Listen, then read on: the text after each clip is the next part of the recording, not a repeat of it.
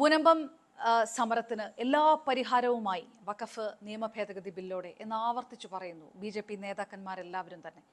അങ്ങനെ സഭ കരുതുന്നുണ്ടോ? കോട്ടപ്പുറം രൂപത അങ്ങനെ കരുതുന്നുണ്ടോ? സഭയും കോട്ടപ്പുറം രൂപതയും ഇത് പൂർണ്ണമായിട്ടും പരിഹരിച്ചതായിട്ട് കരുതുന്നില്ല.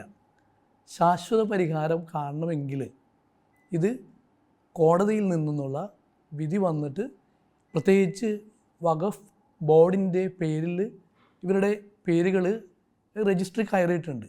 ആ പേരുകൾ രജിസ്റ്ററിൽ മാറിക്കഴിഞ്ഞു റവന്യൂ അവകാശം പുനഃസ്ഥാപിച്ചാൽ മാത്രമേ ഇതിന് പ്രശ്നത്തിന് പരിഹാരമായി എന്ന് പറയാൻ സാധിക്കുകയുള്ളൂ. ഈ അമെൻമെൻറ്റിൽ തന്നെ ചില പോസിറ്റീവായിട്ടുള്ള കാര്യങ്ങളുണ്ട്, ചില നെഗറ്റീവായിട്ടും.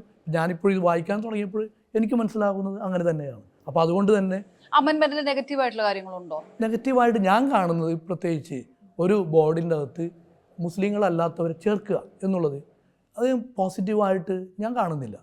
രണ്ടാമതായിട്ട് ഞാൻ കാണാത്തൊരു കാര്യം, പ്രത്യേകിച്ച് 5 വർഷം മുസ്ലിമായ ആളുകൾ ഇതെങ്ങനെയാണ് കണ്ടുപിടിക്കുക എന്നുള്ളത്. പിന്നെ വഖഫ് ആയിട്ട് ബുദ്ധിമുട്ടുള്ള ഒരുപാട് മുസ്ലിം സഹോദരങ്ങൾ ഇവിടെ മുനമ്പത്ത് വന്നിട്ടുണ്ടാകും.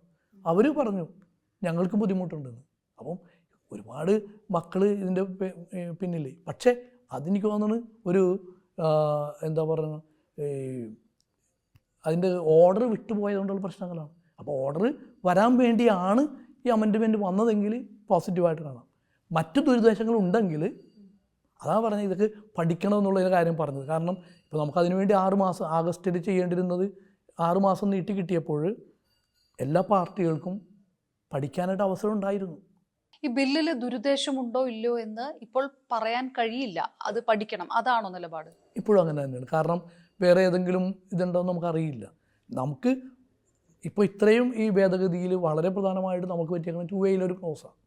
അതുമാണ് വ്യക്തമായിട്ട് നമുക്ക് തോന്നിയിരിക്കുന്നത്. അപ്പോൾ അതുകൊണ്ട് ഈ ഇപ്പം പാർലമെൻറ്റിൽ അല്ലെങ്കിൽ ഏതെങ്കിലും ബില്ല് പാസ്സാകുമ്പോൾ നമ്മൾ വളരെ വ്യക്തമായിട്ട് ഓരോ പൗരനും അറിഞ്ഞിരിക്കേണ്ടതാണ്. പക്ഷെ നമ്മൾ ആരും പഠിക്കുന്നില്ല എന്നുള്ളതാണ്.